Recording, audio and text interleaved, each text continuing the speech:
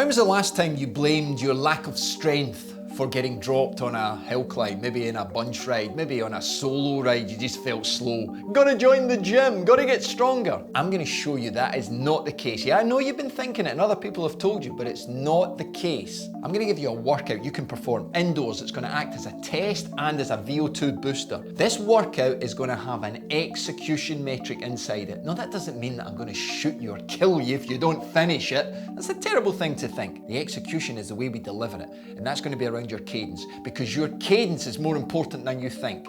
The speed that we spin or the speed that it declines. Oh yeah, that decline is not a sign of strength, it's a sign of something else, and I'm going to share it with you. Buckle up, my friends. Oh, don't worry, I'll keep it super simple. Not only will you be able to understand it, you'll be telling a friend about it as well. Let's get the legs warmed up. Okay, we do this workout indoors. It's going to have 5 intervals of 4 minutes, and we dance to the tune of ERG. Yes, erg. It's in the game. We've all done this before. First interval, lovely, I'm feeling good. Second one, okay, it's getting a bit spicy. Third one, you start to question life's decisions. By the fourth, cadence is dropping and the legs are screaming. And by the fifth one, well, you're pedaling like a tractor through wet cement. And it's at that point when you're comparing yourself with a tractor and you're grinding through the interval, you shout out to the heavens, I need more strength. That's when you go and join the gym. You don't. Look, if strength was the problem, you wouldn't get out the bloody driveway. This is the bit nobody tells you. If your power stays the same, yes, in erg mode, but your cadence drops, your aerobic system has already tapped out. That's oxygen delivery. That's real fitness. It's not your quads, it's not your glutes, it's not your ego. Look, just look at 60 kilogram pros with FTPs in the 400 watt range, but they've got legs like pigeons. There is no magic number. One particular number we're aiming for with cadence. Cadence is all about the active phase and the recovery phase. We used to believe back in my day when we worked in the lab, somewhere around 88 to 92 was a good speed because it would allow the recovery phase to just flow over the top without any muscular action. Now, what I need you to understand though is, cadence is linked to your fitness. When you start your cycling journey, cadence is generally lower because you're not that fit. As you get fitter, cadence improves. But what improves is your variable range, because all cadence outdoors is variable. Normally, for most people, somewhere around 85 to 95, or maybe a little bit higher, because there are changes to speed. Because you might have one of those assholes in your group. You know the type, goes to the front and changes the speed instantly. There are transitions to terrain, up, down, hills. And then there is the god of cycling, the mecca of cycling, the wind. It changes your cadence. But let me tell you this, most riders react poorly in terms of cadence to the transitions out on the road. Yes, you react poorly, because what's cadence linked to? Why are we using erg? Torque. The torque is going to massively impact on your fuel usage and your fatigue. And most of you allow your ego to dial into what cadence rather than common ficking sense. So that's what we're going to do in this workout. And the more you cycle, the more resistance you put through your legs with every pedal stroke, every day, every week, every month, every year, you will get stronger. You will activate more fibers. That is why the pro rider with legs like a chicken can have an FTP over 400 watts, because when they ask their leg to work, it has got more working fibers. Most people have a tiny little tiny Tim amount. This workout's going to help us, because you're going to start looking at cadence as a metric, a golden metric, the metric that's going to open up the door to a new level of fitness coming to an indoor trainer near you. I don't know what happened there. Yeah, Fanny. Right, water, drunk, la la la. Yeah, voice back. Thanks, Gerald Butler. Okay, right, here's the test. One workout, that's it. I call it the Bulletproof Cadence Collapse Check.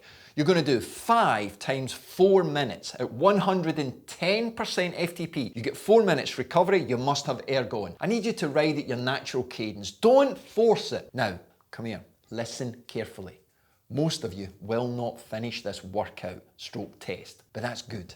That tells us everything we need to know. And even if you do finish it, there's still going to be plenty of data that we're going to use to progress you. You complete the workout or get as far as you can.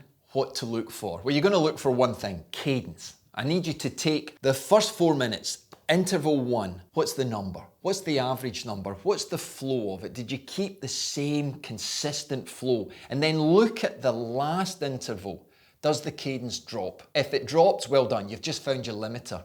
Yeah, just found it. And that limiter is the oxygen pipeline. It's been compromised. Just understand that compromising is a great thing to understand because you're going to improve it now. I want you to think about that cadence dropping, torque increases, the workout gets heavier, and at this 110% FTP intensity, lactic acid is building up now faster than it can be removed. Therefore, bang bang the mighty drum, the workout finishes. Right, before you go and sign up for a spin class, because that's going to improve your cadence, or start deadlifting your neighbour, we get to work and fix the engine. And stop complaining that a higher cadence raises my heart. Anyway, and that's what forces me to stop the workout. Get better ventilation, but understand that all stimulus has a reaction and an adaptation. You will become accustomed and conditioned to this. You will build control to the stressors. But I'm not asking you to start with a high cadence. I'm asking you to start with what feels natural and then see the drop. Yeah, you can do that. It will increase. Now look, there is a space and a place for stress work on the muscles via the gym, via lifting. Of course there is, but that comes much later on, once you've built the engine. You've got so much capacity in your cardiovascular system still before diving down to the gym. Trust me. Okay, let's focus on the fixes. So let's say you complete the test and the cadence is already at the same level for every interval. I want you to raise the cadence by 5 RPM. And you can probably start extra strength work even in the gym because you're in a strong place. You complete the workout, but the cadence drops. You've got to get the cadence the same in all of the blocks as the first one. You fail. You don't finish the workout. Okay, you can't even get past the third one maybe. I need you to go back to the 110% FTP and I need you to drop it to 106. Do not go under 106. We're really focused on pushing up your VO2 at the same time as this workout. Once you can complete it at 106, then you're starting to look at the cadence. You'll have the similar pattern that will start to drop, or when it gets to the same, I want you to increase by 5 RPM. You should be able to focus on doing the 4 minutes, 5 of them, at anywhere between 90 and 100 RPM when you're really switched on. I would challenge you to be able to do it at 100 RPM. I don't care if you're even older than me. It can be done and it's going to be dramatically beneficial for your engine when you're out there on the road, no matter what event you're doing. So there you go. You've got 5 RPM target to increase if you've already completed the test and you're comfortable with the cadence. If your cadence drops, get it to the first one and then start building it up. And if you don't complete the workout, lower it to 106% and then work your way through. You just tweak the progression as feels fit. And you want to do this workout once a week, over a period of 4 weeks. Then you can take a little bit of break and then come back to it. But now when you're out on the road, you're constantly focusing on that flow of the cadence. Next time your cadence drops, don't just say, I need to get stronger, I need to go and join the gym. Say this instead, my fitness just gave up. And now I know exactly what to do to fix it. Look, even if you just gear a little bit softer on those early climbs, you're making progress. One workout that gives you a different direction to what you might have been planning to do or what you might be thinking you need to do. Just like John, you just give it some time. Look at his comment. Yeah, he's been a member of Bulletproof for over a year, making great results. You can make those results. I've got a free plan waiting for you. Yeah, all you got to do is click the link. Free, designed for your age, your fitness, your goals.